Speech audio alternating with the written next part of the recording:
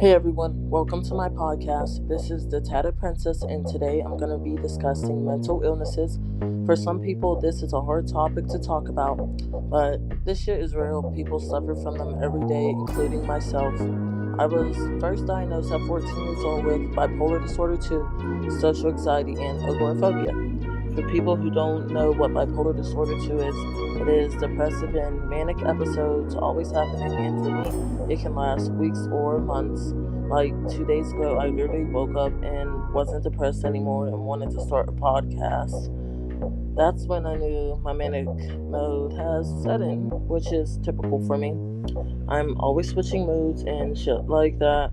Last couple of years, I did nails, piercings, tattoos, paintings, started a small jewelry business with literally $200. Then I stopped after 3 months. And people always want to romanticize having a mental illness, but it is very challenging for me not knowing what next crazy shit I'm gonna do or if I'm gonna survive through another episode. Like, I have mental breakdowns, rushing thoughts, insomnia. It is very hard, especially living with it unmedicated. And I know people always like, well, if you have all these mental illnesses, shouldn't you be on meds? And for me, no, I prefer not to. I feel like it takes away my creative side, which I love. When I was on meds, it felt like I was really a mannequin just watching my life pass by. And I do hate having depressive episodes, but I love my manic episodes, which is, yes, sometimes dangerous because you feel a sense of euphoria, like too much excitement and shit.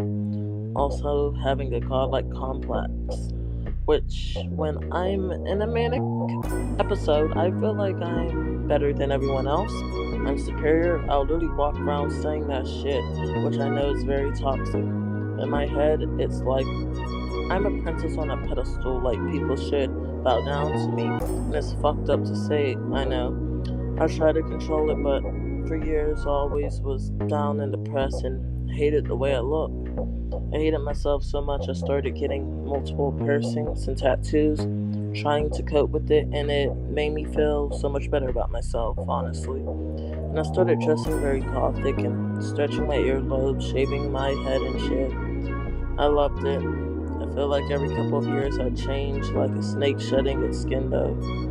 I don't know if it's due to my mental illness, but that's just the fucking way I feel. I remember this one time my mom was talking to me about the way I dress because I had platforms, spike chains, and shades head and shit, the typical goth girl shit. And she said to me, "You dress like that because it's your armor. It's to protect you against people so they don't get too close and hurt you." Let me tell you this, that shit hit me in my soul. When I heard that, I felt the words. Like at 14, I used to be a Barbie, a pick me girl type of shit, sorry to say. Always wearing pink lipstick, bleaching my hair blonde, dressing like the other girls. Cause I felt like I was supposed to, in order to blend in with them, to fit in so I don't get bullied and shit. But let me tell you this, I still got bullied. Doesn't matter what you wear or act like, people will always judge you no matter what. Like at that age, I dropped out of high school in ninth grade because I was bullied every day because of clothes and shit I wore because my family was poor, so I couldn't wear the most expensive shit like the other girls. And I remember I used to always skip school and classes because I didn't want to deal with it anymore. I remember doing my makeup that morning for 2 hours, like off of some euphoria shit with Cassie. And I told my mom I did not want to go. She tried to force me, so I did start slicing my wrist up, bleeding out, so yeah, I tried to commit suicide. But that wasn't my first attempt. I tried before in the past, but anyways, I went to the hospital, they stopped the bleeding, and I went to the psych ward. And I was supposed to stay there for like 2 days, but ended up being there for 3 weeks. But that's when they diagnosed me with my mental illnesses. And all I could feel was numb, like, I'm so fucked in life. After I got out the grippy sock place, I went back to high school, doped up on drugs, and I was skipping classes. And the security guard found me and I got in trouble, so my mom had to come up to the school and she was yelling at the principal and shit, saying, well, I don't feel safe with y'all not watching her. So that day I withdrew from school, never went back. And I know y'all are like, well, shouldn't you went to cyber school then? And yeah, I should have, honestly, but my mom also suffers from bipolar disorder, so it was very hard for her to help me also. But I'm doing betterish now, so I do want to get my GD one day. But talking about agoraphobia and social anxiety, basically, agoraphobia is fear of being around a large group of people, especially out in public. So you can see why high school with me didn't get along.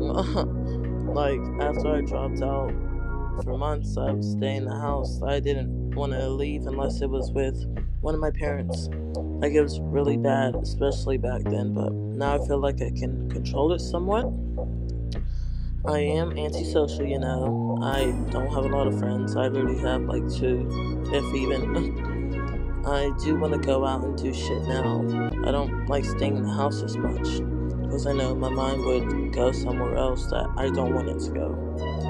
Like, if 14-year-old me could see myself now, she would be so proud of me. Like, I didn't give a fuck about anything back then. Like, honestly, I didn't think I was gonna make it past 18, but here I am turning 23 this year, this summer. Been through literally hell and back.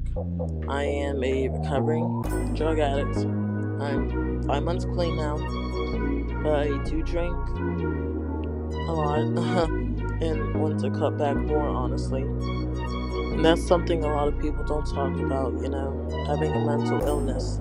A lot of us have drug and alcohol abuse because of it. Like, I know me, it would basically drown out my thoughts because I do think a lot and do go through mood switches. So it would like stabilize it for me, you know.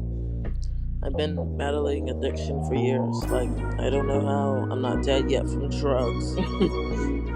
I've been a drug addict since I was 14 when I first started with these pills called triple C's. They're like hard medication and you take a lot of them at a time to get high. Started taking them with my older brother. He also has bipolar disorder, but is one of those people who don't want to admit it.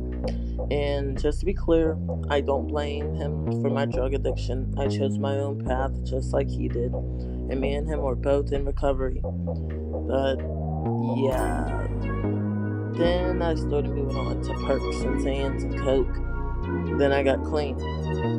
Then I relapsed after my ex-boyfriend died from a fentanyl overdose months ago. And I remember a couple of days after it happened, I did a Xanny and felt myself fade away. And I had Narcan on my purse, you know, and I felt tired as hell. My friend thought I was overdosing, so she kept calling my name. I'm like, nah, I'm cool, just tired. She's like, I thought I was gonna have to hit you with the Narcan, bitch. Days later, I found out there was fentanyl in it. And after that, I said, I won't ever do drugs ever again because I don't want to die anymore. I want to live. I have so much shit to accomplish before it's my time. I don't know how I didn't die from it. Like, it's not my time yet. I got shit to do. Like, I want to change the world, honestly. I used to talk to my mom about how I want to build homeless shelters for families so they can stay together. I want to go to other countries and help people, help starving children, build fucking libraries and shit, you know? Like, I used to cry about this shit because that's all I want to do is help people, even though it's hard for me to help myself. Like, I remember this time I was downtown dressed in my goth clothes and shit, you know, when I was 17. And I remember this homeless man told me how he loves my boots, how he remembers the band Kiss used to dress like that, and I gave him $10 or $20, some shit like that. And sat down and listened to his story about how he met the band and shit when he was younger. And after all was said and done, my mom was with me, by the way, and she just looked like she wanted to cry. She's like, you're a good person. You're very kind hearted and shit. People really judged me a lot, because the way I dressed, they thought it was evil and shit. Even though I am a very kind hearted person, I do a lot for people for real. But it would just blow my mind that I see these stick up bitches and dudes in dress suits and shit walk past homeless people and want to even say hi to them, give them the time of day and shit. Like, that pisses me off so fucking much. Like, I would feel bad walking past and not have any money to give to them. And these normal motherfuckers, stick up the ass business people making 500K a year, want to judge me because my face tattoos and piercings and shit and think I'm the fucked up one. No, I'm really not. Because if I had the money, I promise you I would give it. Also, about mental illnesses, there is a lot of homeless people who do have mental problems, and like, society gives up on them because they think we're beyond helpers and shit. Honestly, it's all about the funds and proper mental health help. But if that person is homeless, how are they going to get the proper help, if you understand me? Which really pisses me off because the government can help. They just choose not to. They rather help the middle class, not basically fuck anyone else below them, right? Wondering why there's people on the streets are killing themselves. Well, if you fucking help them, we wouldn't have that problem, would we? I'm not saying there won't be any more of that, but there will definitely be less. It's so simple. It really is like, fuck. But, anyways, that's all the time we got. Thank you for listening to my podcast. I hope everyone enjoyed it and comes back to listen again.